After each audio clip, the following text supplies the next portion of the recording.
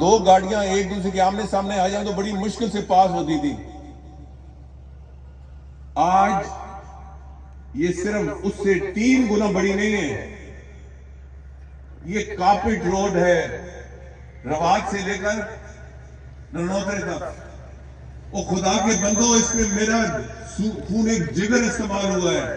1 kilometre پہ کروڑوں روپے خرچ ہوئے ہیں.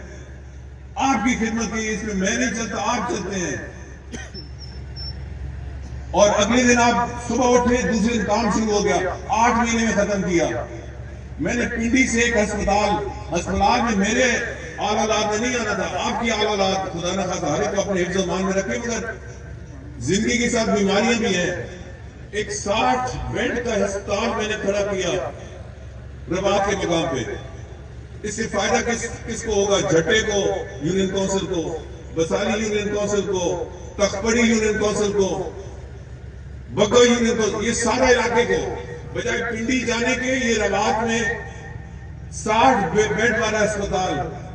رباط والوں، آپ نے پوچھا ہے ان سے، ان مجرموں سے، کہ 5 سال سے عمارت تیار ہے، کروڑوں روپے خرچ سے. یہ سامان آنے نہیں دیا انہوں نے. اور کیوں نہیں آنے دیا؟ میری دشمنی میں. اور میں نے اپنے لیے تو اسپتال نہیں بنایا تھا، عوام کے لیے بنایا تھا. تم اسے بڑا اسپتال بنا کے دکھا دیتے. مگر یہاں کے بڑے شریف لوگ ہیں رواد والے، مگر سمجھتے نہیں ہیں. کاف لی کے وقت میرا ایک مخالف تھا، رجب